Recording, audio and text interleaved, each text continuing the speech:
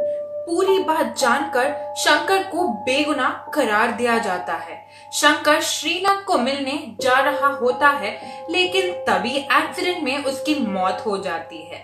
आखिर में कामिनी उर्फ आशा और श्रीनाथ शंकर की मौत पर उदास होकर अपने अपने रास्ते चले जाते हैं।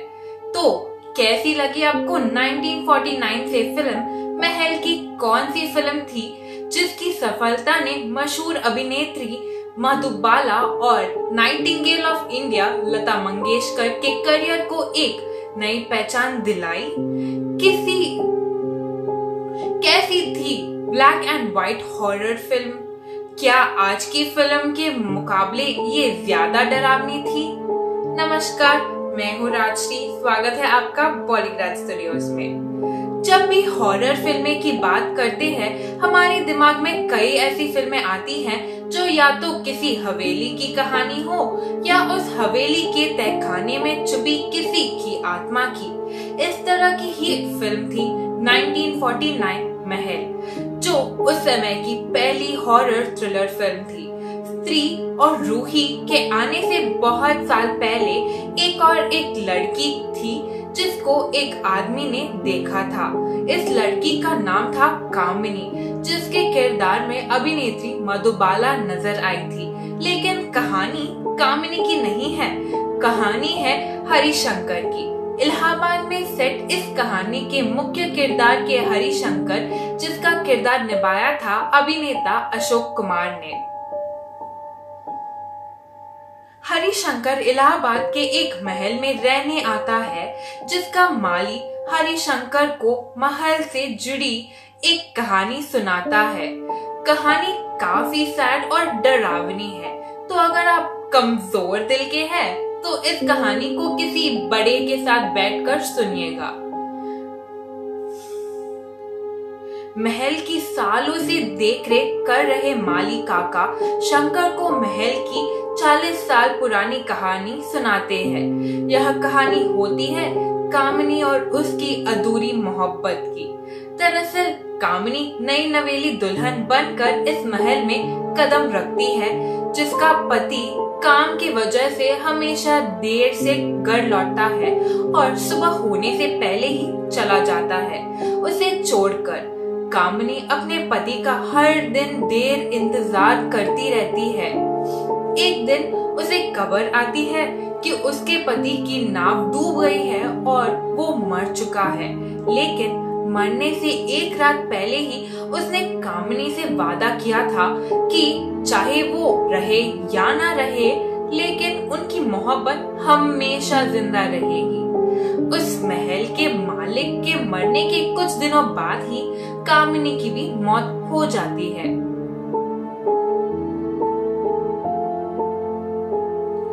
पूरी कहानी सुनने के बाद शंकर महल के अंदर चला जाता है, जहां बेडरूम की दीवार पर एक तस्वीर टंगी होती है और तभी जोर से हवा चलती है और तस्वीर नीचे गिरकर टूट जाती है। टूटी तस्वीर को जब शंकर उठा के देखता है तो हैरान रह जाता है, क्योंकि तस्वीर के उस शख्स की शक्ल हूबहू शंकर से मिलती जुलती है। शंकर चौंक जाता है, लेकिन तभी उसे एक औरत के गाने की आवाज सुनाई देती है। वो उस आवाज की ओर खींचा चला जाता है। हवाओं में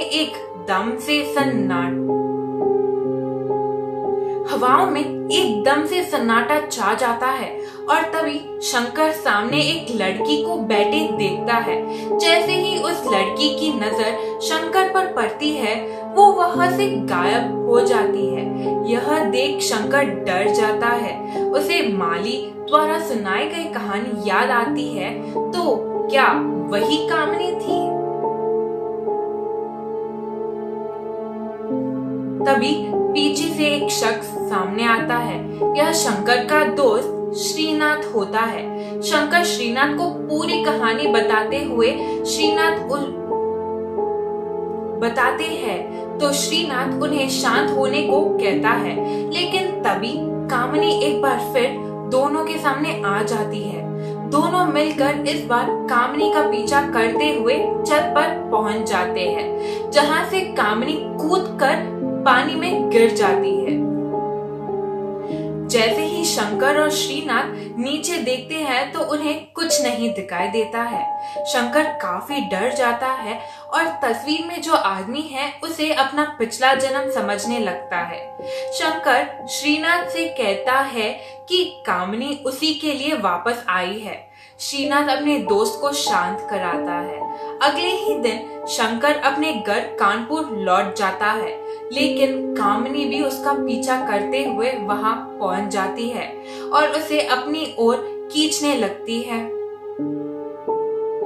श्रीनाथ शंकर को चेतावनी देता है कि यह उस भूतनी की चाल है उसे मारने की। कामिनी श्रीनाथ को शंकर से दूर चले जाने के लिए कहती है। डर के मारे और हड़बड़ी में श्रीनाथ कामिनी पर गोली चला देता है, लेकिन चूक जाता है। इस बात की खबर अभी तक शंकर के पिता को नहीं लगी है और उसे पता लगते ही वह उसकी शादी रंजना से करवा देते हैं। शंकर कामिनी को बुलाकर एक नई शुरुआत करना चाहता है, लेकिन 2 साल बाद परेशान रंजना अपने पति का पीछा करती है, यह देखने के लिए कि हर रात वो कहाँ जाता है। तब पता चलता है हर रात अभी भी शंकर छुप छुप कर कामिनी से मिल रहा है। कामिनी शंकर को कहती है कि वो दोनों एक हो सकते हैं, उसे बस एक औरत की बॉडी चाहिए, जिसके लिए वो शंकर को कहती है माली की बेटी की शक्ल वो एक बार देख ले। अगर उसमें उसे कामिनी की छाप दिखाई देती है तो वह उसी का शरीर ले लेगी। सारी बात सुनकर रंजना जहर खाकर पुलिस स्टेशन चली जाती है और शंकर के खिलाफ चीटिंग और उसे जहर देने का इल्जाम लगाती है। शंकर को जेल हो जाती है। कोर्ट की हियरिंग में आशा को भी बुलाया जाता है, जिस पर रंजना और शंकर के बीच आने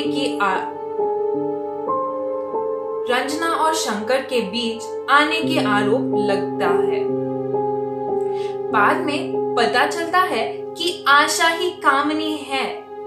दरअसल महल में टंगी तस्वीर को आशा पसंद करने लगती है और जब तस्वीर में देखने वाला हूबहू इंसान उसके सामने खड़ा होता है तो वो बौखला जाती है और उसे पाने के लिए सब नाटक रचती है। कहानी, क्या आपने सोचा था कि आशा ही कामिनी होगी? लेकिन अगर आशा ही कामिनी थी तो वो गायब कैसे हुई? छत से कूदकर मरी क्यों नहीं? और इन सब बातों के बीच माली काका के अपनी बेटी पर ध्यान क्यों नहीं दिया? कहीं आशा और कामिनी जुड़वा बहनें तो नहीं थी? महल की सफलता ने गायिका लता मंगेशकर और मुख्य अभिनेत्री मधुबाला के करियर के विकास में एक बड़ी भूमिका निभाई, क्योंकि दोनों ही फिल्म इंडस्ट्री में एक बड़ा ब्रेक पाने के लिए संदर्भ कर रहे थे। महल मिस्टर एंड मिसेस 1955 से पहले 6 वर्षों तक मधुबाला की सबसे अधिक कमाई करने वाली फिल्म बनी रही और लता मंगेशकर ने भी अक्सर आएगा आने वाला को अपने पसंदीदा गानों में से एक बताया। क्या आपने या आपके किसी फैमिली मेंबर ने देखी है ये फिल्म? तो उनसे पूछकर इस गुत्थी को कमेंट बॉक्स में जरूर सुलझाइएगा। वीडियो अच्छी लगी हो तो इसे लाइक और शेयर जरूर करें और हमारे चैनल बॉलीग्राड स्टूडियोज को सब्सक्राइब करना ना भूलें। आज के हमारे स्क्रिप्ट के राइटर हैं सिमरन रावत।